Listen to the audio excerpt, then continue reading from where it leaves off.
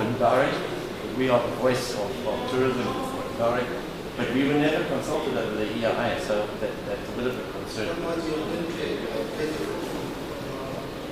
We have just a bit of history about our association. We have about 20,000 members.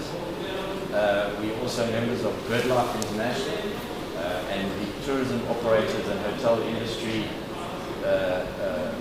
representation for global tourism operators. We also subscribe to Ramsar, to the wetlands. Just recently we've submitted our World Heritage Site nomination based on the outstanding universal value of the Nelam wetlands, and also looking at a biosphere reserve. That application has been submitted and we're awaiting the acceptance. The Bakulu bird, as you know, is the national bird of Baku, very sensitive habitat. In actual fact, it was very close to we had a nesting site very close to the development that the biofield project is putting up. And in actual fact, we picked up from some of our scientists that nesting site was disturbed more recently, so that's of concern. Our interests are obviously in research and funding more and getting more research into tourism and specifically bird-life tourism. We're also promoting skills development. We're getting our local communities and people employed in tourism development and guiding. And it's our intention that this is obviously a really good revenue generating initiative in the area and something that we are going to strive to do.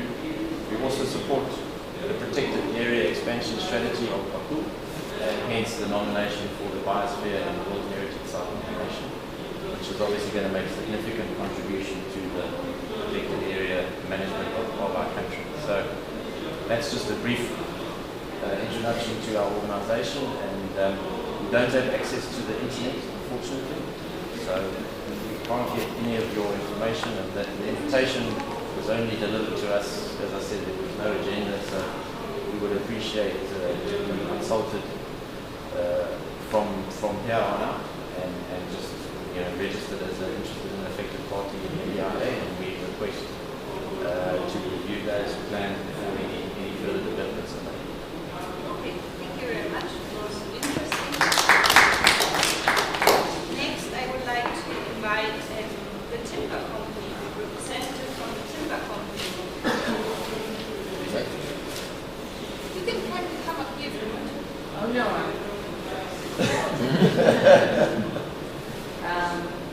I've written my notes and not very. So, my fellow participants, my name is Rose Petman, and I represent Baku Timber Company. We have been employing people of Baku for the past 20 years. We have grown from a staff company in 1992 to 300 in 2012. And as a company, we have been generating income for 12 million annually. The population of Baku is growing, and we would like to provide them with the opportunity of jobs, but without timberland, this will not occur. We recognize the issues around loss of forest lands and use of indigenous lands. But however, we have a number of suggestions as to how we satisfy those people and also enable us to still employ more. We are willing to put in the money to do reforestation programs to facilitate tourism aspects, because that could increase land cover for the national. We're also willing to support land acquisition for the people of Baku who doesn't have any land there. And we noted the issue of protection, and we're also willing to provide any financial support to that protected.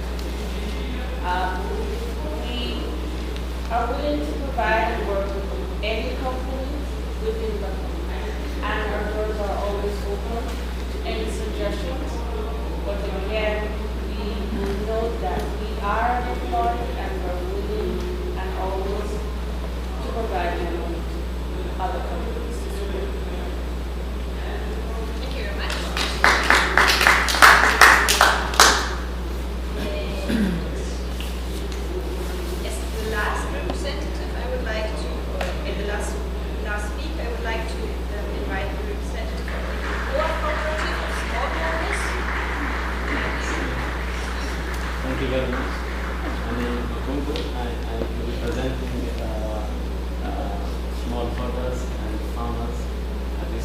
cooperative of smallholders, COPROS.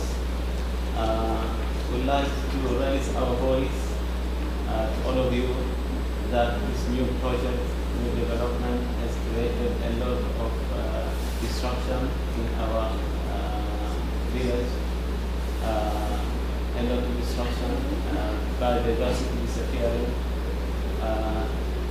and there also this new project has created a lot of problems in terms of water quality, and the water quantity. Water quantity has been reduced because most of the water is going to this new project for construction, as well as over-pumping of water under the ground because we don't have water reservoir, and therefore they are pumping a lot of water, and water quality becomes so bad, and salinity is increasing, and farmers now are afraid that they're going to lose their plantation as well as the increase of salinity. The other problem that this project and new development has created a lot of monoculture agriculture instead of traditional farming practice. And therefore, we noticed that a lot of pathogens, this monoculture has created a lot of pathogens and reduction of biodiversity in the area, and therefore farmers are very much concerned about their product. As you know that most of the farmers here are very poor, and most of them, they actually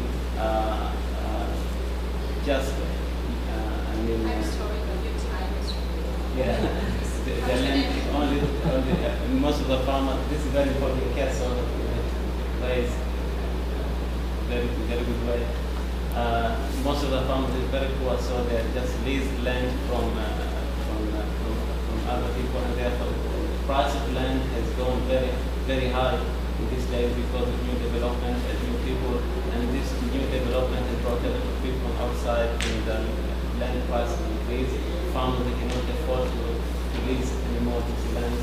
So we had various proposals. One of the proposals that in order to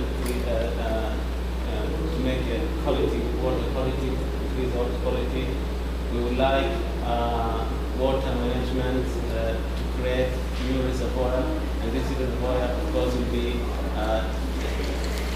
to store water during drought season, so this will prevent overpumping of water and reduce salinity. As well, that instead of having monoculture, we like to have agroforestry, so plantation as well, cocoa plantation as well as other plantation can go, and biodiversity will increase, as well as ecotourism will increase in the area because of this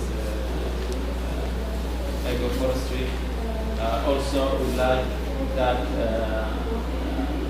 integrated waste management, agriculture waste also should be have opportunity to have make biofuel in this, so we have the village and the people here and create a lot of jobs in local people. Thank you very much for your concern. Hope you'll take our suggestions. Madam Secretary, I think excuse that was me. it.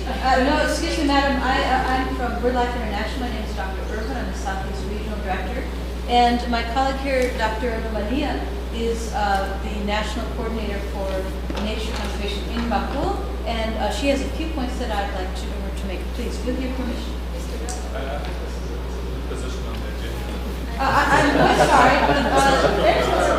but given that the time is run out, we have not had adequate input, and we have a very deep concern at the international level of the biodiversity impacts. If you please will indulge for a few moments to hear Dr. Lombardi's comments. Madam, you cannot speak on behalf of the people of this country. Yeah, that's why we've invited our national expert. Firstly, we've not been consulted by the company. Maybe the German Development Corporation, I know you know, has really good process facilitators. Maybe you could help us manage this situation. Yes, I think from our point of view, all stakeholders should be heard, and I would like to ask honorable governor to stay for about more 10 minutes to see what the people from the non-governmental side has to say. you could just give us a few minutes to make our statement. Well, just keep it brief. Mr. Governor, these are some points that we would want to address regarding the biofuel proposal in the company, Mr. We are concerned mostly about the environment. Since we are at the backbone of data conservative, we are concerned that the biodiversity of birds would be impacted by this proposal. And that we would like to propose, since he mentioned that they'll be doing some EIS, or environmental impact statement, we would want to be part of the multi-sectoral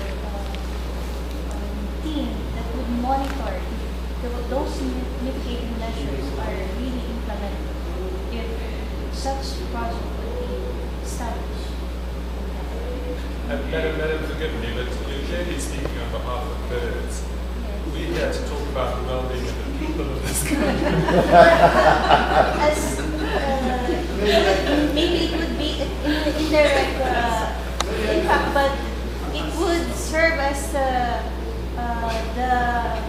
call it yes, engine of ecotourism, the project of this association and this department.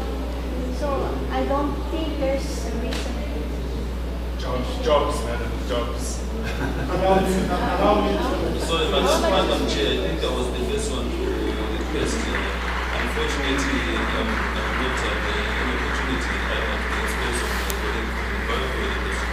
I enjoyed the time to speak and look at But your. maybe if you allow me, I would like to follow the recommendations, especially as DSN is paying this workshop. We should indeed listen to all of the stakeholders, and then I would like to. Thank you very much. Hello, Maybe ladies. you can put in 1 minute. Hello, ladies and gentlemen. I'm representing the Federation of Indigenous People of Bakul. I would like to remind everybody that Bakul is a multi-ethnic country and composed of different people, and indigenous people were the original people, so we have also to be informed of development and plans operating on our lands. We are very worried about the deforestation because that's a place where we live and where we eat, and so all the trees are going to be cut down by the timber companies. So we are very worried about that. And also we would like to ask the government for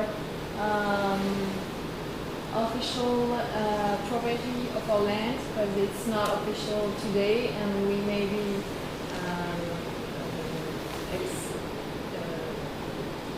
appropriated. Yeah, thank you.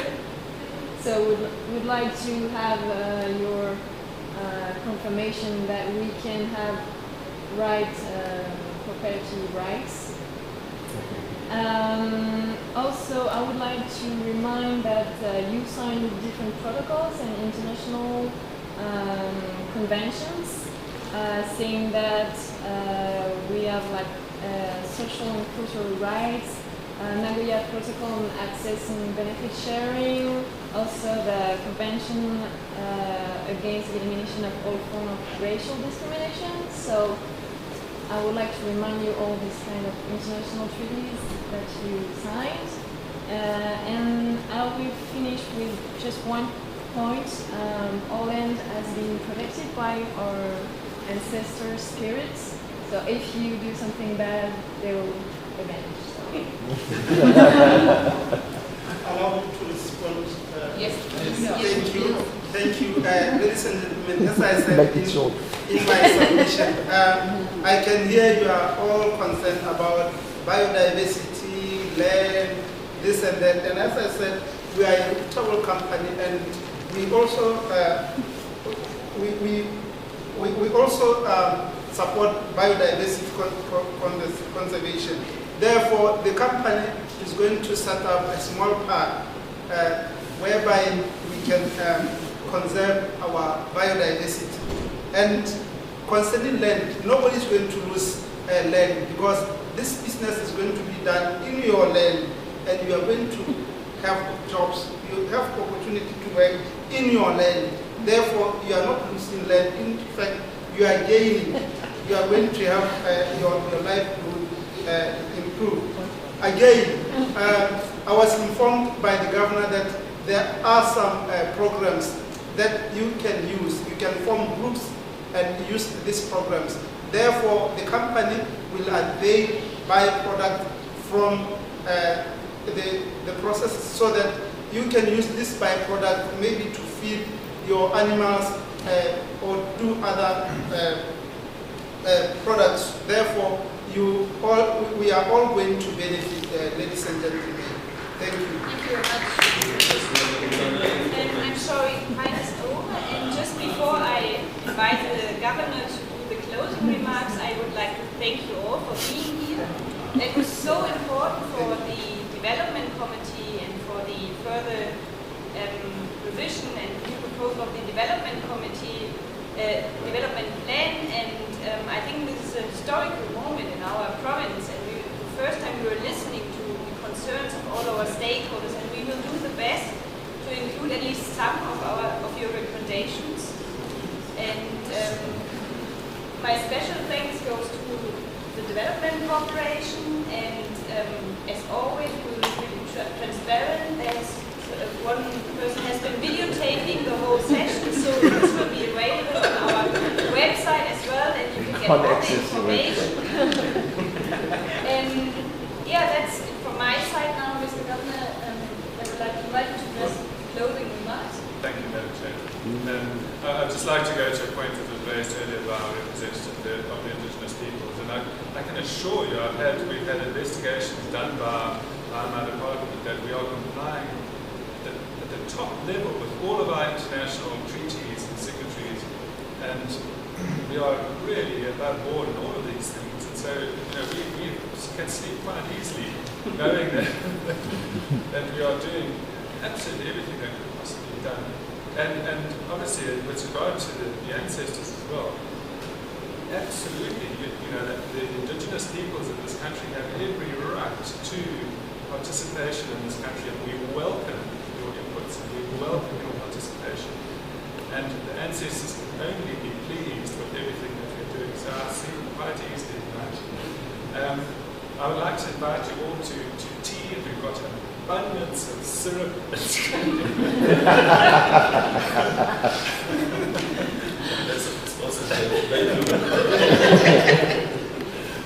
So thank you very much. Thank you.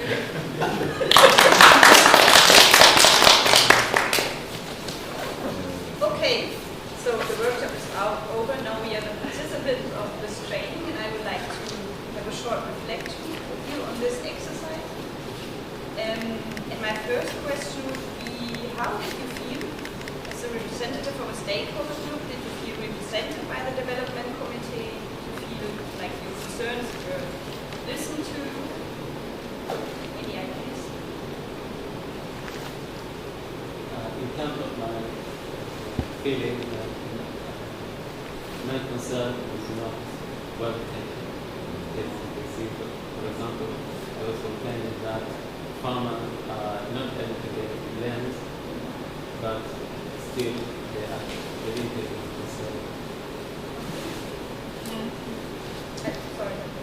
Yeah, I kind of have the same feeling. I asked for property rights and nothing was answered, and yeah, so that was not very big message.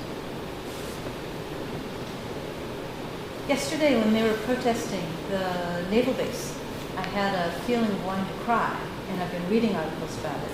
And the security was in a very polite way, waiting to usher them out. And there's all kinds of international negotiations about it. And the feeling that we had, even though it's a role play, the power dynamics which are represented around the world are such that there is no voice. And it's it felt like a child asking my parents for money to go get some food. And it's a deep and fundamental feeling of fear and inequity, even in a simple role play. And It's happening right outside our door, right here in Japan. Yeah, I was just asking about the link to real life. Thank you, Dennis. Well, in my case, I think it was saying water is life. So they are trying to chip in that there is support in water. But then I think when we sought clarification, the administration was not forthcoming on our side. I don't know whether there was a bit of political interference from the government or yeah, that's what I saw that